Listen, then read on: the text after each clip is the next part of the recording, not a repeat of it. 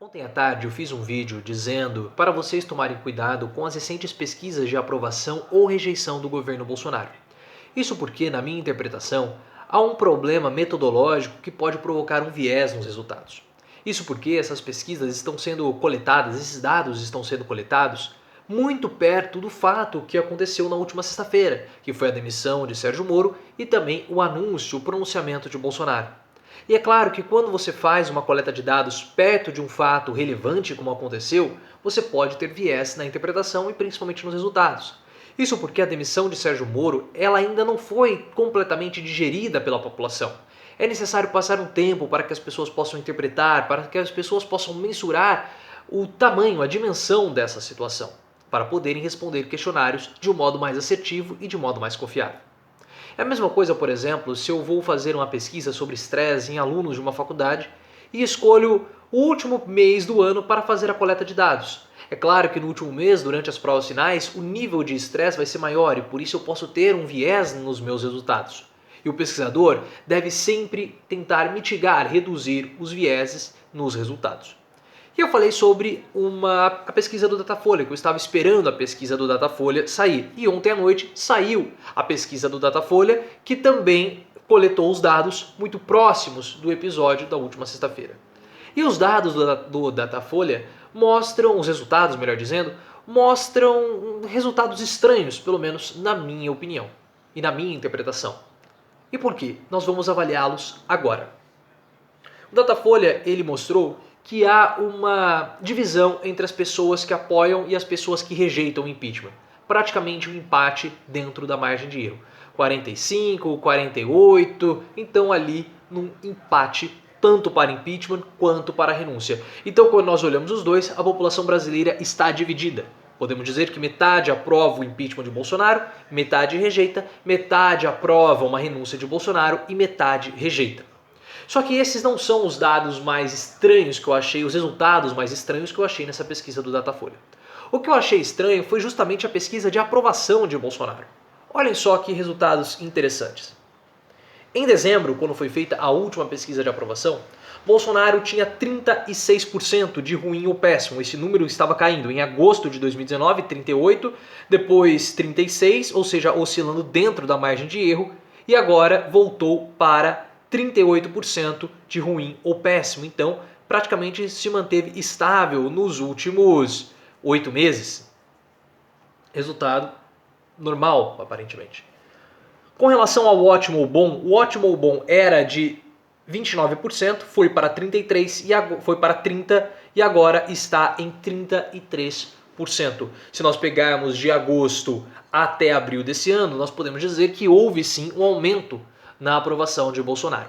Isso porque a pesquisa ela tem 3 pontos percentuais de margem de erro. Então, se você tem uma oscilação dentro dessa margem de erro, seja para baixo ou seja para cima, você pode considerar que o resultado está estável. Mas é estranho que de dezembro para cá, a aprovação de Bolsonaro tem aumentado, no limite da margem de erro de 3 pontos, passando de 30 para 33. Porque esses dados eles já foram coletados após o anúncio de Sérgio Moro de demissão. Então, para onde foram os apoiadores de Sérgio Moro? As pessoas que gostavam mais, que apoiavam mais Bolsonaro do que Sérgio Moro? Será que todos aqueles que eram mais lavajatistas do que bolsonaristas achavam o governo Bolsonaro regular? Olhem só essas informações. Em dezembro, 32% da população brasileira achava o governo Bolsonaro regular. Hoje, apenas 26% acham o governo Bolsonaro regular. Ou seja, uma queda de 6 pontos percentuais, bem abaixo da margem de erro. Então nós podemos dizer que a quantidade de pessoas que acham o governo Bolsonaro regular de fato caiu. E eles migraram para ótimo ou bom e ruim ou péssimo. Mas é estranho porque se o lavajatismo era um elemento tão importante dentro do governo Bolsonaro, como que a aprovação de bom ou ótimo de Bolsonaro aumentou com a saída de Sérgio Moro? Será que Sérgio Moro ele não era um elemento tão importante assim para o bolsonarismo, a ponto que a saída de Sérgio Moro fez com que a população melhorasse a sua aprovação com relação ao presidente? Ou foi a saída de Mandetta? Mas quando nós começamos a observar, Mandetta era aprovado por 70% da população, mais de 70% da população.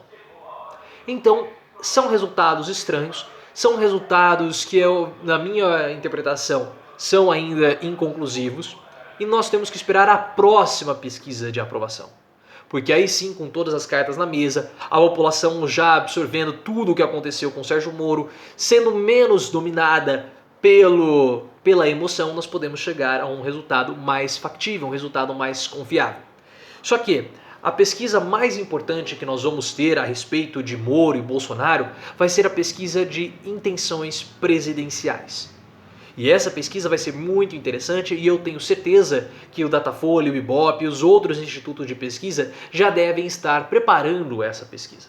Porque aí sim nós vamos conseguir mensurar quantos são bolsonaristas e quantos são lavajatistas. Porque pode ser que as pessoas elas sejam lavajatistas e apoiem o governo Bolsonaro, achem que Bolsonaro está fazendo um bom governo. Isso é possível, porque essa pesquisa de avaliação ela não avalia, ela não mensura a quantidade de pessoas que gostam de Moro e a quantidade de pessoas que rejeitam Bolsonaro, ou vice-versa.